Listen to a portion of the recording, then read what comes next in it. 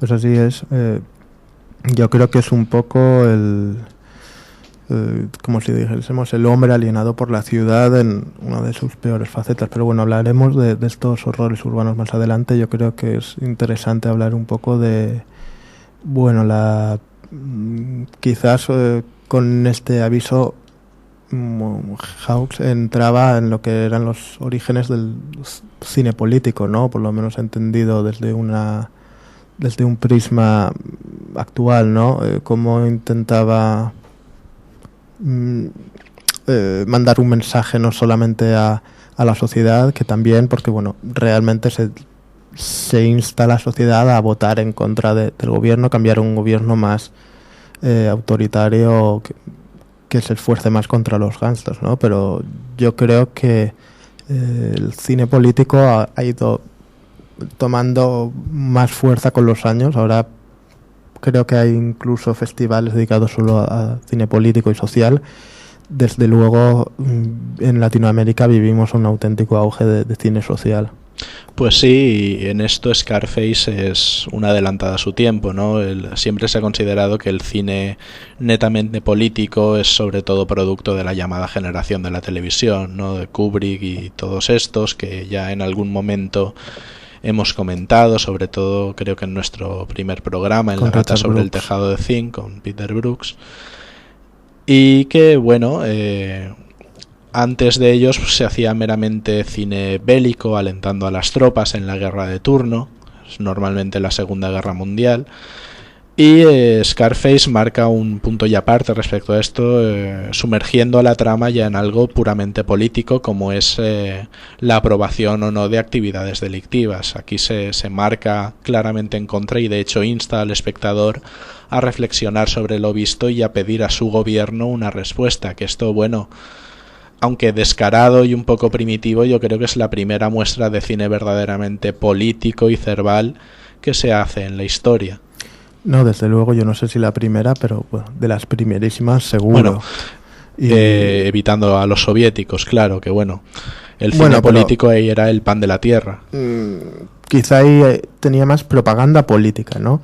Aquí hablamos de cine político encaminado a una reflexión no meramente propagandística, ¿no? Sino más de concienciación social. De concienciación social antes de propaganda. Aquí no hace propaganda de ningún gobierno ni de los gángsters. De hecho, los políticos, aunque hay algunos que la verdad es que los pone bastante bien parados, no se dan nombres y no, por lo menos que yo sepa, no hay alusiones políticas al gobierno de la época de rodaje, ¿no? Pero no hace propaganda, pero sí concienciación social. Yo creo que entendido así el cine político, Hawks es pionero, ¿no? Podemos hablar de Griffith y su nacimiento de una nación, pero bueno. Eso sería de nuevo propaganda, yo creo. Sí que era propaganda, sí. Una propaganda un tanto escabrosa. Pero en fin, yo creo que ahora lo mejor que podríamos hacer sería dar unos toques y hablar un poco de la mente de este Tony Camont, este protagonista indiscutible de Scarface, que bueno, es un mafioso un poco fuera de la regla, ¿no? Es un hombre frío, sí, es un hombre cruel, pero también es un hombre bastante infantil, ¿no? Cuya crueldad es meramente ignorancia de la bondad y cuya frialdad es simplemente una audaz temeridad rayana un poco en la locura, ¿no? Como en medio de estos tiroteos simplemente se sorprende de la potencia de las armas del contrario, por ejemplo. Pues sí, la verdad es que, bueno, pese a lo que has dicho, hay que decir que es un personaje bastante elaborado, ¿no? Aunque sea infantil y tal, tiene muchos matices que además se explota muy bien en la película, ¿no? La verdad es que creo que está genialmente interpretado por Paul Mani, que consigue sacar todos los matices con esta gesticulación tan especial. Por un lado vemos a un muchacho italoamericano ignorante por completo, casi podríamos decir que medio analfabeto, con ganas de prosperar, aunque sea atrozmente, ¿no? Vemos el gángster, bueno, sí que es frío, pero quizá más por temeridad que por conciencia, ¿no? Porque también le vemos perder los papeles muy fácilmente, sobre todo cuando alguien acecha a la hermana. Sí, digamos que sería su talón de Aquiles un poco.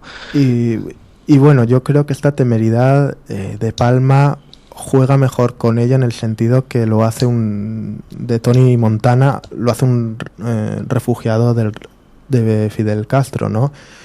Y ya lo echa a la pantalla como alguien encolerizado, con una rabia interna más o menos motivada, ¿no? Por haber estado en situación penosa, ¿no? Tony Camonte lo vemos en una situación más o menos humilde, pero no es un refugiado ni lo ha pasado excesivamente mal, ¿no? No ha tenido una vida extrema no por deseo propio, vamos, él ha buscado formar parte de una banda de gángsters por propio deseo, ¿no? Vemos como en ambas películas la leyenda de El mundo es tuyo, con la que ambas cierran, pues tiene significados netamente distintos, ¿no? Una frase que ha pasado a la historia del cine.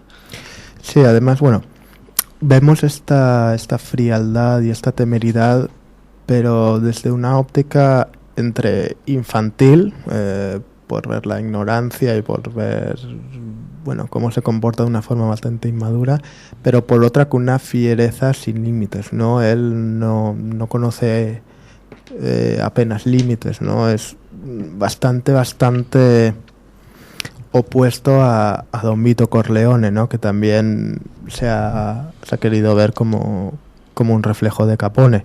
Vemos pues, en el Corleone de Coppola un hombre, bueno, Corleone, un hombre bastante reflexivo, bastante calmado, pausado, meditabundo. Incluso moral, ¿no? En moral. Su negativa a utilizar las drogas como medio de enriquecimiento, ¿no? Sí. Un hombre que, bueno, todos querríamos tener en la familia a alguien así, ¿no? Yo desde luego. Y sin duda un hombre con principios, ¿no? Quizá no siempre los acertados, pero aún así con valores, ¿no? Como la familia, como sus amigos, que también son de la familia para él, y este rechazo a las drogas, ¿no? Sin embargo, Tony Camonte es un ser completamente amoral, ¿no? Primero por falta de inteligencia, de madurez, y luego por un exceso de furia incontrolable que le lleva a atentar contra Guino, su mejor amigo, por encontrarlo con su hermana Chesca, ¿no? A quien mata. Pero bueno, luego vemos que el respeto a otras mujeres es nulo, ¿no? Porque se intenta seducir de una forma descarada a la chica del jefe, donde vemos aquí sí que podemos encontrar un gángster quizá con principios, ¿no? Este contrapunto más pausado. Desde luego le llama asesino a Johnny Camonte en alguna ocasión. Bueno, vemos quizá unos visos morales no tan, por lo menos, extremos, ¿no? Aunque sea un poco de estrategia y un poco de previsión, ¿no? También un poco de tacto, cosas de las que Camonte no tiene. Pero bueno, esto me lleva a uno de mis temas preferidos en la película, del monstruo moderno que ya he ido marcando.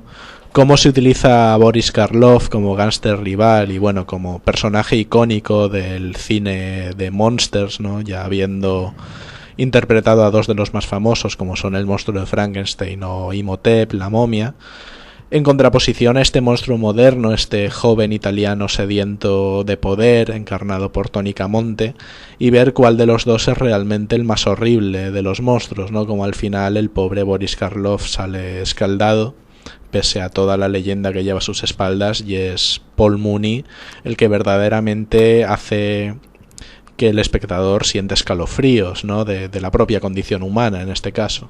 Pues así es. Bueno, no hemos hablado de Boris Karloff porque, bueno, aquí es un secundario de absoluto lujo, eso sí, pero bueno, entre otras muchas cosas tiene también 2 estrellas en el Paseo de la Fama. Obviamente yo creo que antes o después haremos Frankenstein, hablaremos de Boris Karloff largo y tendido.